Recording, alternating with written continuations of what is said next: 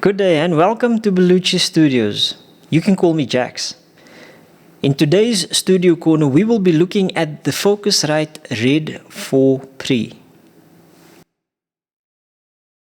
Choosing an interface used to be a difficult affair.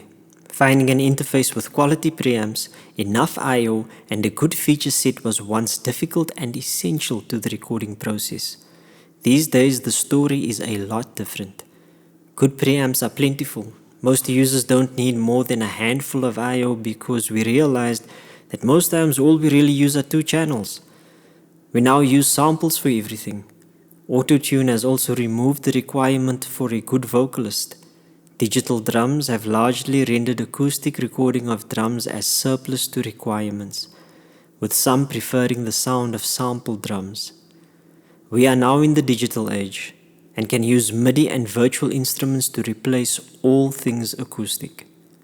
It is refreshing then to see that despite the move to doing everything in the box, including vocals, despite that, there is still a place for interfaces with multiple I/O, good preamps, and a good feature set.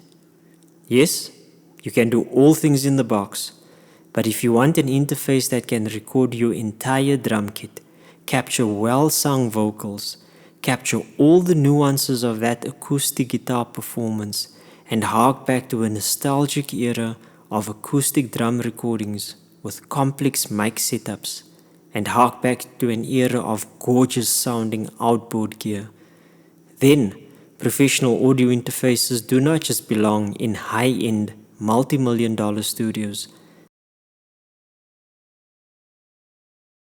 I believe that they do have a place in small studios and even in home recording studios.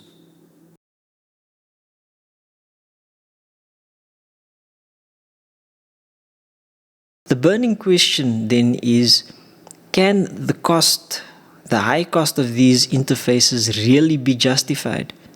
And are they not maybe overkill in these specific scenarios?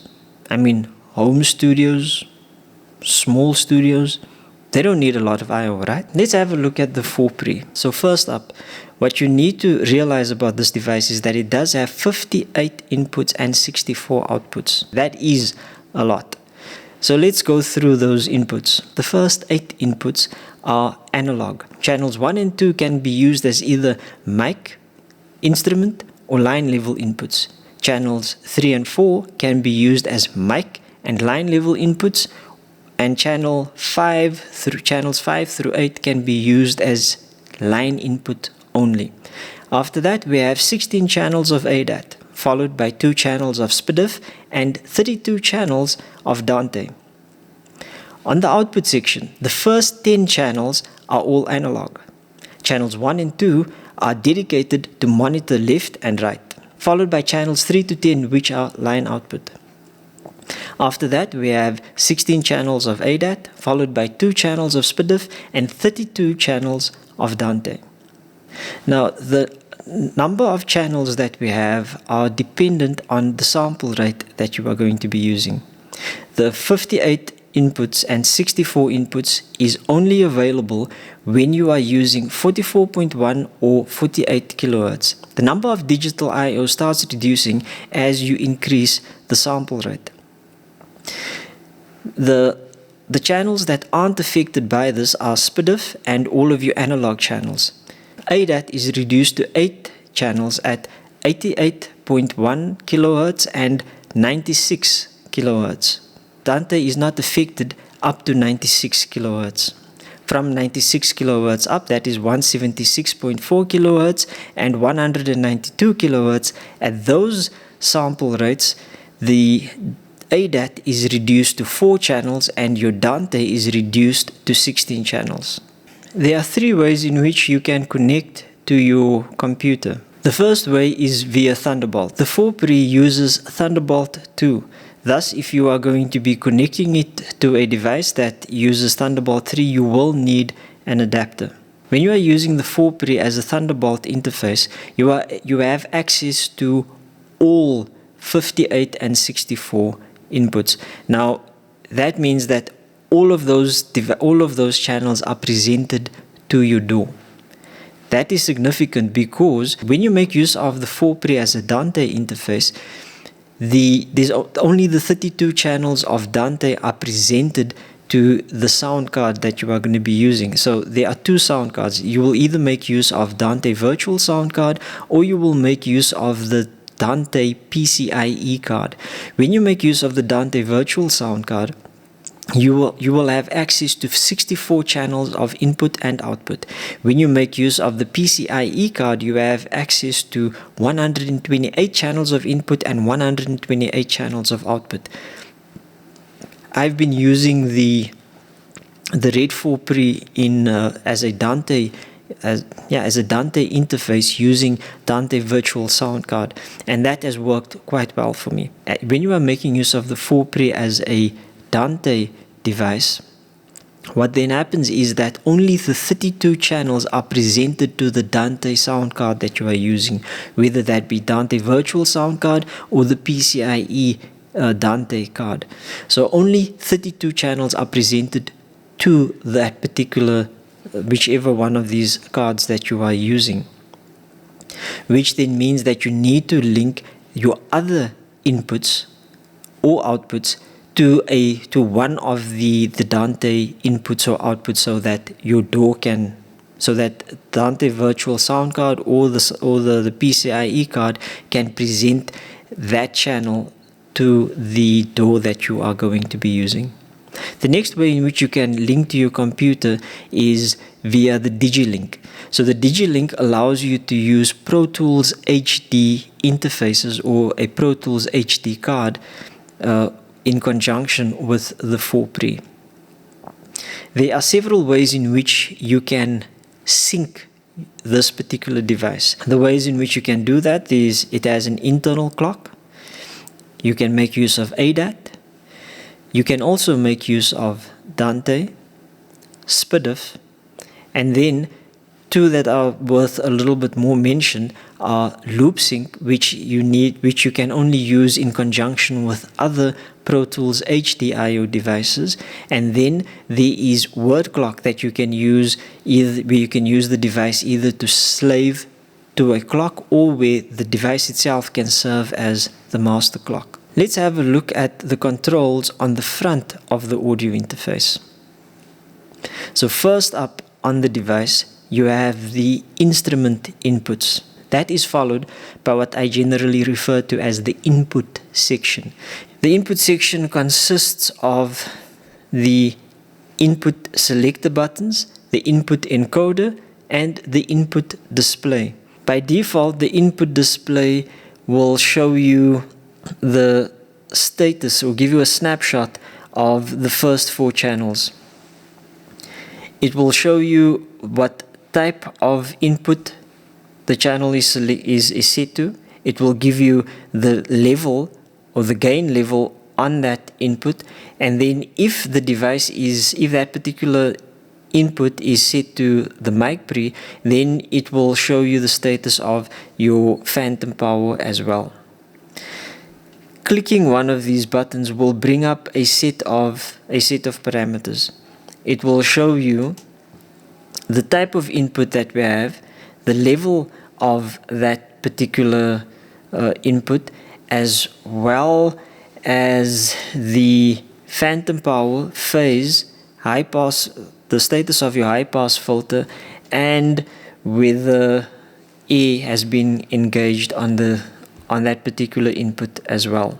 If you click and hold that button, the input select button for any channel, it then brings up a set of parameters.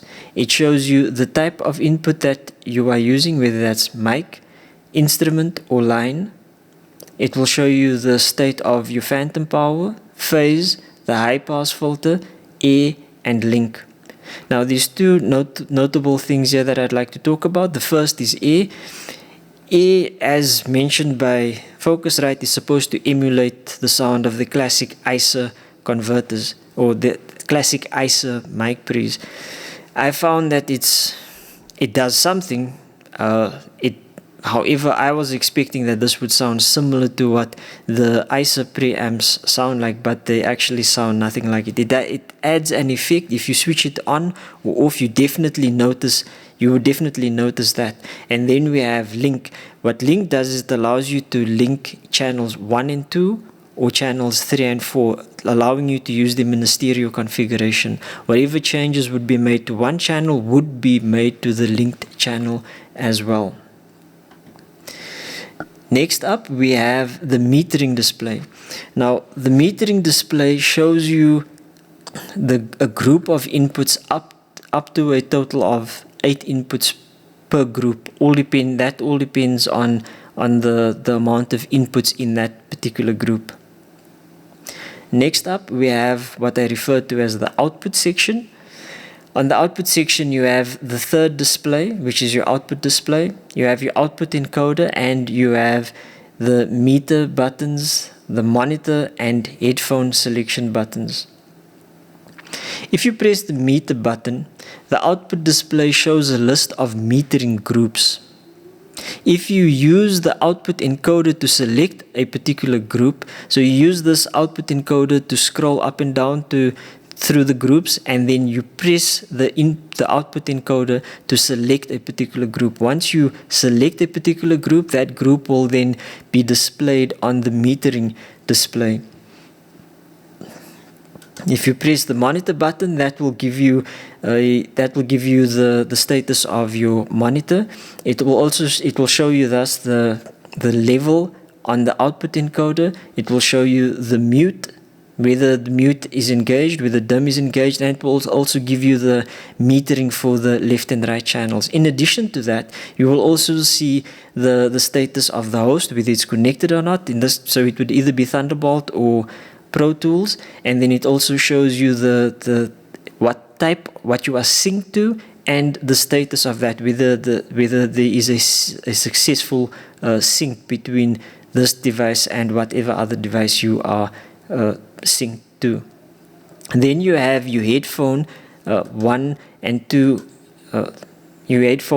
and that on the output display will show similar information only for the headphone 1 or 2 jack, depending on which one you've selected. Again, your host and your sync will also be displayed on this output display. Next up, we have the headphone jacks 1 and 2, and then lastly you have the on and off buttons.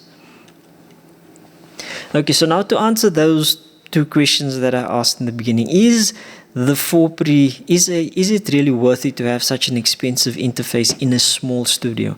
And the answer is, for me, it has been undoubtedly yes.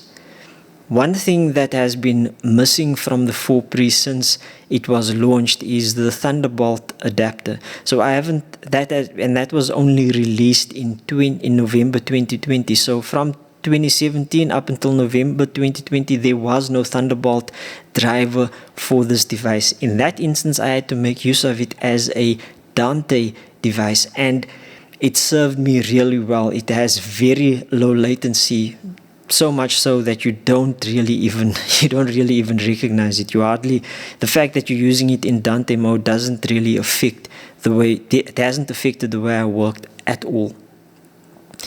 So although the Thunderbolt adapters or the Thunderbolt drivers are now available, I still am not able to use this device completely as a Thunderbolt audio interface, and that's because there's some issues with the Thunderbolt 3 to Thunderbolt 2 adapter that I'm using. I've spoken to Focusrite about it, and they're in the process of, I believe, trying to find a fix for that.